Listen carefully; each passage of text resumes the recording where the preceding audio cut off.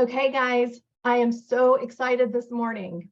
We have Brent Gove, one of my very successful business partners with us today, and he's going to just share some things about his journey in real estate. What I wanted to say first before I introduce him is one thing I really admire about him is he's very dependable. So I started reaching out to him about 2 months ago and trying to get on his calendar. As you can imagine, he is super, super busy. So to get on his calendar is very difficult. So anyway, I kept reaching out and we were able to finally get on. So here we are today. So I'm very excited to have him share with us today. So well, great to be here, Carol. Yep, thanks. So let's jump right in. So when did you get started in real estate and where has this journey led you and your family? Let's see. My mom and dad, my journey started in 1971. We were living in San Diego, actually a little town outside of San Diego called Chula Vista. I grew up on the Silver Strand, La Jolla, Mission Viejo, and down there in Southern California. And my mom got a real estate license when I was 10 years old, or no, I must have been younger. 71. I was 5 years old. Wow. And she goes, like any mom, she's like, I'm going to go sell houses and make a little extra money for the family. So my mom and dad are 55-year real estate brokers. I'm 27 years in on that journey. And my daughters now are licensed. And so we have a 3-generation real estate family. But yeah, so it started in 71, but I personally did not get licensed till I was 30 years old. It was 1996, 97, somewhere in there. It's been about 27 years. And it was amazing. It, I never even considered it. I mean, my mom and dad were great parents. They were at my baseball games and my soccer games and rugby and basketball and whatever it was I was doing or my brother was doing or my sister, they were there. So I thought real estate was great. I mean, I didn't even know it was a choice. In college, there's no like real estate class. It's all math, English, science, chemistry, physics, engineering, nursing, become a doctor, become a lawyer. Right. And so a friend, when I was 30, said, you should get your license. You're outgoing, you're personable, you're motivated. You would kill it. I'm like, really? I mean, I'm like, can you make any money at that? How does that work? And he says, his is funny. You guys will laugh at this. He goes, remember, it's like 1996. We're in the middle of a big market crash. And he goes, well, if you sell a home for, say, $100,000 and there's a 3% commission, that's $3,000. The broker gets half, $1,500, and you get half. So if I sell a home or two a month, I make $1,500 to $3,000 a month. He goes, yeah. I go, sweet, I'm in. Sounded good to me, $1,500 a month, $3,000 a month. Now you guys laugh. Commissions are 10, 15, 20,000 a pop. But back, I thought it was great. And so I got in. The funny thing was, for 2 years, I did not sell a home at $100,000. All the homes were $55,000, $65,000. Started doing the higher end, some luxury properties at $78,000 a house and $88,000. And then I broke into ranch property. There's big money in ranch property. I sold a giant ranch property, white split rail fences, 3,500 square foot barn. And Melissa, your mic's hot. Melissa Henning, your mic is hot. You got to mute it, and you could probably figure out how to mute her too, Carol. But basically, the funny thing is you just hit participants and it'll come up there and you can mute her. I might even be able to do it if you make me a co-host. Let's see. We'll find Melissa. Did you get her? You got her. Good job. I got her. Thanks. So I sold that ranch property, and it was, higher dollar property. It was $128,000 for that 5-acre property with white. Isn't that crazy? The price of real estate back in the 90s. Wow. And I'll give it back to you, but I remember doing open houses in properties just outside of downtown Sacramento, the capital, and they were $88,000 a house, 93, 95, 97,000 a house. And people were outraged. Like, this is outrageous. I mean, who would pay this kind of money for a home? It is outrageous. These doggone San Francisco, San Jose Bay Area buyers driving up our prices. Yep. I mean, this is not going to hold up. And not only did it hold up, it doubled, it tripled, and it quadrupled. And so it was, but that was my start back in the day. Long answer to a short question. No, that's great. So I have a couple other questions for you. 2 of the habits of the top 1% are radical boldness, and the other one is connection. So where in your real estate journey did you feel like that you had this radical boldness, and how did it change your trajectory of your whole real estate career? I got turned on to Dale Carnegie books and Zig Ziglar books and Dr. Dennis Waitley, The Inner Winner, need a 10, got a 10, you are what you think you are. If you think you're a failure, you're certainly not going to be successful. And you kind of get what you expect. I mean, that's why people, and there's nothing wrong with someone taking tickets in a parking garage, but what is it in them? They go, I deserve to sit here and take $10 a car all day long. Some of us expect I could do better than that. And so I started reading books, listening to cassette tapes. There were no podcasts. There were no YouTube channels back then. It was 1985, 86. And so I was just reading books, listening to cassette tapes. That's what we had. And I started getting around people who thought differently.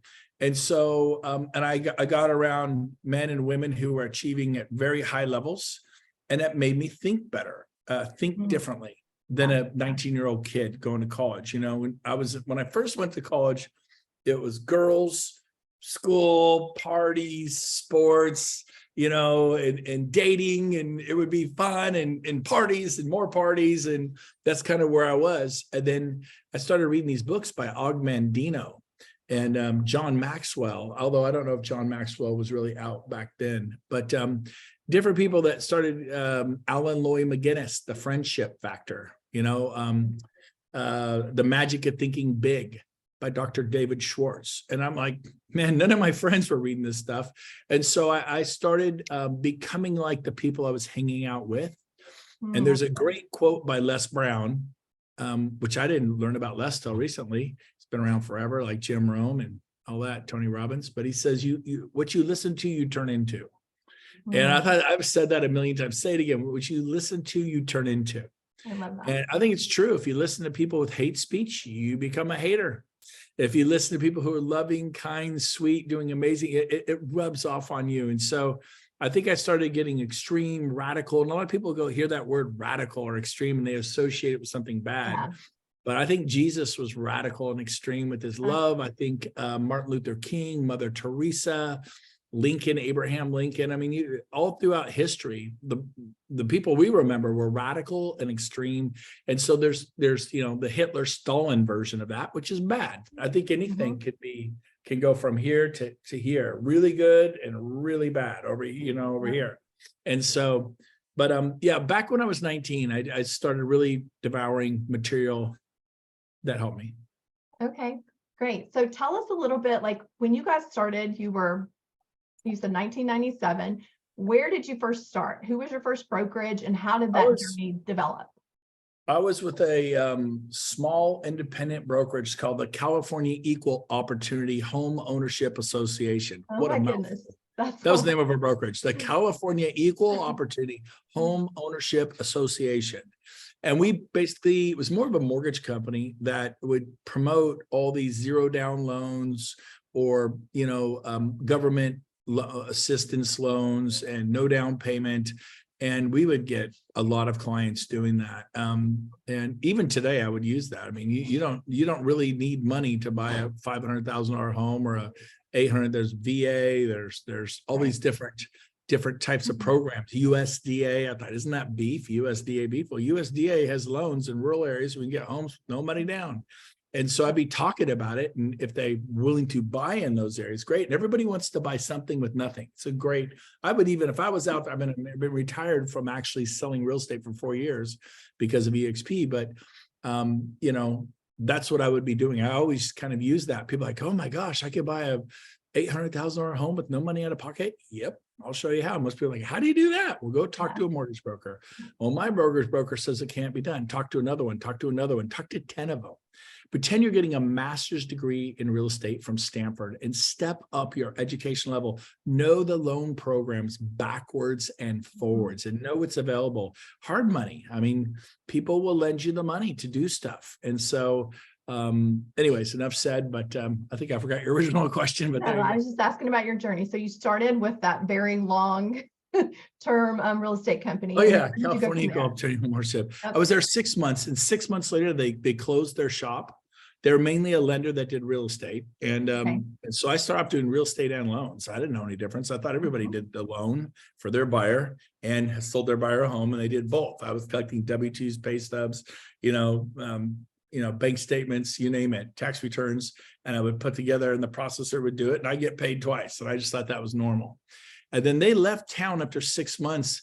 We were selling $100,000 homes. I mean, I wasn't even doing that. They were, but they said, we're moving to Newport Beach, Southern California. We're going to sell $1 million homes. We're going to do the same work in 10x our return.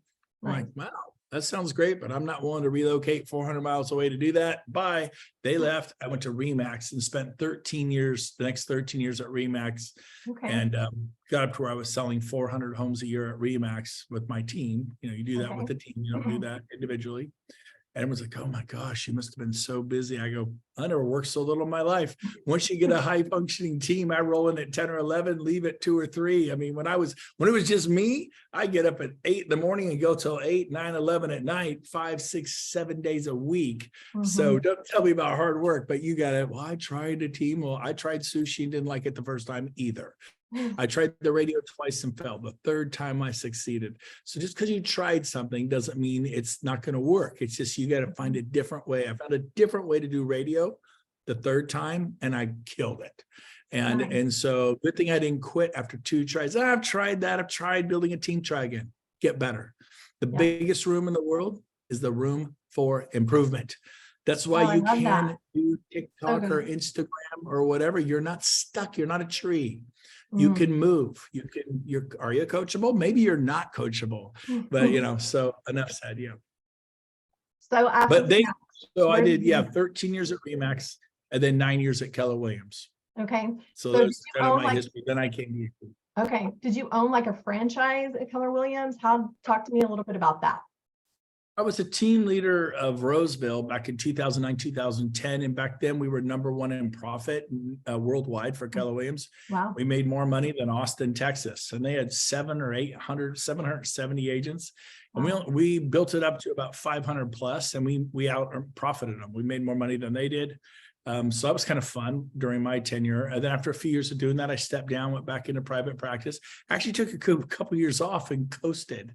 2011 and 12, I did very little. I really focused on my family, traveled. I did, I did real estate in 3rd gear. I wasn't in 5th gear or 6th. And I was like a V6 instead of a V12. And so, but after a couple of years of doing that, I kind of refired up my team in 2013. And then I built it up to about 18 agents by the end of 2016, about 3 years later. And it was great. So from there, what made you radically change and go all the way over to the EXP model? It wasn't a radical change. It was logic. And it just makes sense. I mean, after 13 years at Remax, I left with nothing because I owned nothing. And they offered me franchise. Why didn't you buy a franchise? They did. They offered me franchises in podunk nowhere with the population 120. I mean, it's not going to work. Even Keller Williams offered me franchises in Auburn. It opened and closed. Reading opened and closed. Vacaville. I almost opened Vacaville. It was like, there's a higher population. It's a bedroom community to the San Francisco, San Jose area. Vacaville, Fairfield's got potential. And I think I could have done better than they did, but I passed. Somebody else opened it. And today, last I heard, they have about 100 agents after 6 years. And so I think my first year at EXP, I had 875, and my second year I had 3,500. I was bigger than the entire Northern California, Hawaii region of Keller Williams with their 28 offices. So just had no overhead and, making millions of dollars a year. So there was no comparison. So it wasn't radical. It's like, rent a house or buy a house. I don't think that's a radical decision. I mean, if you're out there watching this on Facebook right now live, or you're rewatching a copy of this, if you don't own your brokerage, you're like someone renting an apartment. What would you say? Come on, I know it's going to be hard, but suck it up, save your money. We could help you with no money down, maybe some closing costs. We can see if we can get the seller to cover that, but let's get you into a home. That's the beginning of your wealth building. And anyone who's made the leap from renting a condo or an apartment or even renting a house to home ownership, It was the beginning of their financial stable. So agents are so funny. No, I love Coldwell Banker. I love Remax. I love Keller Williams. I'm great. I love them all too. I was not bitter at Remax when I left for Keller. I was not bitter at Keller. I loved them. But it's like saying, I love renting. It's so great. We have the best culture at my apartment complex. Everybody's so sweet to each other. We get together and we have 4th of July parties and barbecues. And then the ownership group, they mow the lawns, they edge it, they keep graffiti off the building, they take care of the pool, our pool. So we have a really nice gym. I mean, think about what you're saying. Do you rent a building or do you buy the building? You need to put yourself in an equity position. Right. EXP has stock awards, 5 different ways to acquire stock. You sell homes, you get stock. You refer agents to our company, they join, you get stock. When you hit certain sales metrics, you get more stock. There's an agent equity program. Do they have an agent equity program where you work? Nope. I never heard it Remax. This is not put down. They didn't say, okay, everyone at Remax, here's our agent equity program. So you can work here for 20, 30 years and not have anything. My parents, 55-year real estate brokers, the last 25 years at Coldwell Banker. You know how much equity they had? Coldwell Banker doesn't have, or not that I'm aware of, at least back then didn't have, I still don't think they still do. It's not a put down. They just don't have an agent equity program. They didn't, our founder designed a way for everyone to own a piece of the ship. It'd be like, I was at Keller Williams, it was like all 100,000, 140, 50, 60,000, whatever it is, everybody owning a piece of Keller Williams worldwide. You know who owns that? Gary Keller, and maybe a handful of people you can put on one hand. There's some regional owners, and that's not a put down. There was nothing wrong with Blockbuster, except they're irrelevant today. There's nothing wrong with Yellow Cab, except they went bankrupt and they're irrelevant today. There's nothing wrong with your travel agents that you used to go to 20, 30 years, except they're irrelevant today. And progress makes things irrelevant. And so I think the reason I made the change is like, I was tired of being a renter, a tenant, and I wanted to have the equity piece. And then the revenue share, because I was an owner. I mean, I think by my 5th month, revenue share was $27,000 a month. I mean, that'll change your life. That'll make your house payment, your car payments. That was my 5th month. And that story didn't exist at Remax or Keller or anywhere I'd ever worked, my independent. And then I think by my 13th month, it was $55,000 a month. It was like, well, can you maintain it? No, it couldn't maintain it. It doubled, went to $55,000 a month. Wow. And like within 13 months, that's 600,000 a year outside of real estate. Can you pay down your mortgage with that? Can you get ready for retirement? Can you have an exit strategy? And then, but can you maintain 55,000 a month? No, I could not. 4 months later, it was 118,000 a month. It doubled. Wow. And I was making 100,000 a month every month. And like, oh, you maintained it? No, I did not. It doubled within 8 months. I went to 200,000 a month. And then it doubled again to 400,000 a month. Wow. And then it doubled again. I mean, it just keeps going. And here's the deal. EXP is about love. It's about serving at the highest level. And if you will love people, if you will serve people, if you will care for people, the people you bring to EXP will develop equity. Some of my buyers agents have done a month, they have $50,000 worth of equity, $100,000 worth of equity. Yep. After being I was #1 in sales in California for Remax, 10,000 Remax agents. You know what I had? Trophies. I had glass trophies. I had no equity. I have agents on my team that sell 4, 5, 6 homes a year that have $80,000 worth of equity. They're so excited. They're like, oh my gosh, I squirreled away $80,000 for my retirement. Had I stayed at my old brokerage, whatever brokerage that is you're at, you literally, so it's like, when's the best time to plant a tree? 30 years ago. When's the next best time? Today. Yep. And start. I remember when I started 5+ years ago, people were like, I wish I'd done this. Great. But you found it now. Start now. We're going to grow to 1 million agents. There's 20 million agents worldwide. We're going to have 1 million because we're the only brokerage making agents owners, and then putting them in an equity position to receive revenue share if you do the metrics, if you do the work. Yeah. So talk to me about why is it important, like for solo agents versus teams versus brokerages? We kind of have all of those types of people in our business. But what do you see with those different people? Because I know a lot of people are in those different categories, and they're like, well, I just want to bring my brokerage, or so. They should all be here, and they're coming. I mean, I cannot tell you the amount of Keller Williams franchise owners that are shutting down and not renewing and coming here. The top RE/MAX person, their head person at Inman News, announced yesterday they sold their RE/MAX franchise and moved to EXP with their entire team, a giant team behind them. Wow. This is completely normal. When I joined 5 years ago, I was the first big team doing 100 million a year to join EXP. I didn't know that. I looked at it, logically it made sense. I moved. Yeah. Like, why would you take such a chance? You guys, this is not a chance. If you don't like EXP, you can leave in 2 weeks. Well, I'm not comfortable leaving in 2 weeks. I get that. But when you buy a franchise, you're taking that chance. You buy a Coldwell Banker, they own you. They put a Coldwell Banker brand on you for 5, 7, 10 years, however long that franchise. Well, I'll just sell it. Really? Go try to sell it. There are people who will line up to sell you their stuff right now. They want out. It's like owning a timeshare in Mexico. Oh, you'll buy my timeshare, please take it. You know, you'd be shocked. You won't hear that story, but go try to sell your franchise. I had a woman who helped build one of the more successful Keller Williams. It took her 2 years to sell her stock. She was a single mom. She scraped together, I think it was about $19,000, and she bought a little bit of stock in a startup Keller Williams. She was there day one. They gave her a little bit, and she tried to sell it for 2 years. You know what she got to it, and it became very successful at Keller Williams. She received $10,000 for it 14 years later. Wow. So if it had just put it in the bank at 1 or 2%, she would have made more money than investing in that franchise. And so when you buy a franchise, you pay them to own you. And why aren't they more popular about EXP? Because they're in bed with Sotheby's. They're in bed with Berkshire Hathaway or RE/MAX or Keller Williams or Realty or HomeSmart. They can't say this is amazing. Deep down, I've had conversations like, oh my God, I wish I could get out of I own pieces of the region. I can't. I'm so deep. They're in so deep.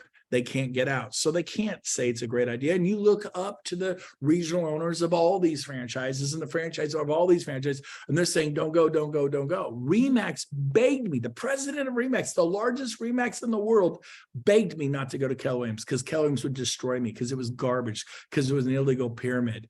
That's the most ridiculous thing in the world. I went to Keller Williams and stayed 9 years because it was garbage, because it was ridiculous, because it was an illegal pyramid. No, Keller Williams was phenomenal. RE/MAX was phenomenal. But it doesn't matter if you're a Coldwell Banker and you tell the management team, I'm going to Sotheby's. I just feel it's a better opportunity for my family. They will not say, that is so great. Sotheby's is such a better luxury brand than Coldwell Banker. They're just simply not going to do it. No, Coldwell Banker signature properties. The truth is, it's not Coldwell Banker signature properties. It's not the collection. It's not whatever name they put on it. It's you doing the prospecting, the work, and people list their homes and buy property with people they know, like, and trust.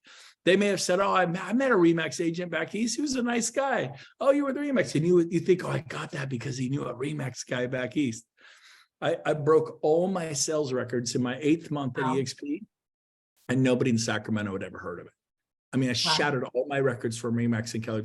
It's not EXP. If you're at EXP and you're selling out homes, it's not EXP. They're not going, I'm listing my home with you because you're with EXP, you know? And so it's not that. And so, you know, if you want to be owned by your franchise, go ahead. But, you know, this is so powerful. And we're going to have 1 million agents. We're at 90,000, 900,000 coming. The world's a big place. Yes. And we're in 23 countries. So it's going to be big. I'm super excited about it.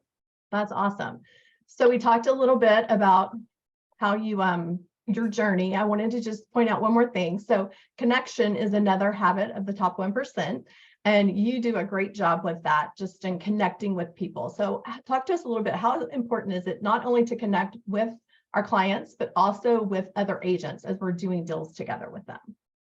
Well, yeah, I mean, there's something called get in the right rooms, right? Get yourself in the right rooms. So I mean, my whole life at 19, I started reading those books. I started going to events, and there's a saying, major decisions are made at major events. So I went to Brian Buffini's 100 Days of Greatness, and it had an impact on me. I learned more about referral marketing and about taking care of the client, about it above and beyond. It impacted me. Thank you, Brian Buffini.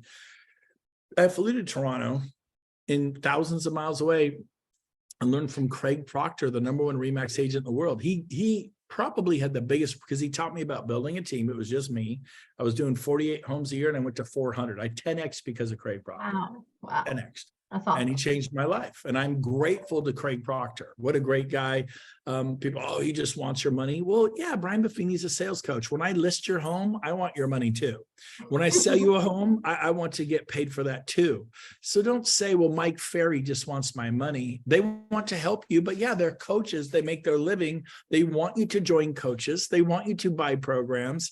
There's nothing wrong with that. Star Power, Howard Britton, I think he passed away and company's been repurchased and kind of coming out again, but there's nothing wrong with that stuff. And I was the sucker who always gave people my money. I always signed up for coaching. I signed up for this program, that program, and it was a part of the collage of my life, like this picture behind me right there, right? And a little bit of this, a little bit of that, a little bit of this, a little bit of that. Most people do nothing and succeed. The worst thing you do is, I'm not going to try that. Oh, I'm not going to try that. Oh, listen to me. I tried TV. I tried radio. I tried postcard market. I tried bus benches. What a dumb idea that was. The back of receipt tape at grocery store. If you ever get that offered to you, please don't do it. Well, I saw somebody else is doing it. It doesn't work. Yeah. So, you know, internet, I tried SEO. I tried pay-per-click. Do it all. Open houses, building a team, door knocking, expired. Find your magic. For me, open houses was awesome. Most of you hate them. I hate them. I would spend an hour putting the signs out, put out like 30 or 40 signs, and I'd get 80, 100 people in there. Wow. And I'd have to stand on a chair, get everyone's attention and say, excuse me, can I have everyone's attention? And then I do a little 30-second spiel, and then they'd all give me their social security numbers. And so if you want to know what I said, go to brentgove.com and watch, how to do an open house. Because whatever I said was so compelling, they gave me their private social security numbers. And I would run their credit on Monday like a lender. I give it to my lender. And he'd go, oh my gosh, yeah, Carol, she's approved 800,000, no problem. She could buy anything. Heck, she can go up to 1.4. I'd write, can't go to 1.4. Approved at 8. What's the payment at 8? Oh, with nothing down, it's going to be, $5,500 a month. Okay, Carol, congratulations. I got you approved at 800,000. Your payment's going to be 5,500 a month. It's nothing down. Let's go shopping. And then say Wells Fargo got you approved, because then they're your hero. Wells Fargo wasn't at my open house all weekend. They didn't set up the signs at 9 a.m. till 10 for an hour, which sucks. And I hated it, but I did it because daddy's mature and he's caveman, and mama's mature. She's a cave woman. You do what it takes. Then I did that open house from 10 to 5 or 6 or 7 or 8 at night. And I'd put in 5, 6, 7, 8, 9 hour open. Then I'd call everyone back that night and see if they want to see property. I mean, I worked so hard on the weekends. Like, oh, you seem like you were out of balance. You were radical. Yep. But guess what? Monday, I was at the zoo with the 6th graders. Wednesday, I was at Apple Hill with the kindergartners. Friday, I was in San Francisco at the science and museums with the 8th graders. Because guess what? Monday through Friday, I was free. On the weekends, oh, baby, I was a weekend warrior, all right. Because guess people can buy and sell homes. They're out with their Starbucks on the weekend, and I'm out there at so I did the open houses in radio and team building. Those 3 things: building a team, leveraging with staff and agents, the radio for lead generation, open house for leader generation. Then I taught my agents how to do what I was doing. They couldn't do the radio because that was like $10,000 a month, but they could do the open houses. They were free, and I taught them to do it, and it was game over. Just a game changer. That is awesome. Wow, so much energy and so much information. Thank you so much for sharing with us today. I appreciate your time. And I appreciate you sharing. Thank you for everyone who's watching either the live or the replay. What I wanted to tell you is that every week I have a session where we actually dig in a little bit more, and we do EXP, the model explained. So if you want more information on EXP, or you want to join me and Brent and our team, there's so much energy. There's so many successful agents, and it's just amazing. And like he said before, just the whole servant heart, that's part of why I chose to come over here too, is that you guys just give and give and give. So anyway, reach out to me on LinkedIn, Facebook, or Instagram if you want more information about how to join me and Brent. Thank you guys. Thanks, Brent, so much. Have a good one. Thanks for having me, Carol. Yep. Bye, everybody. Thank you.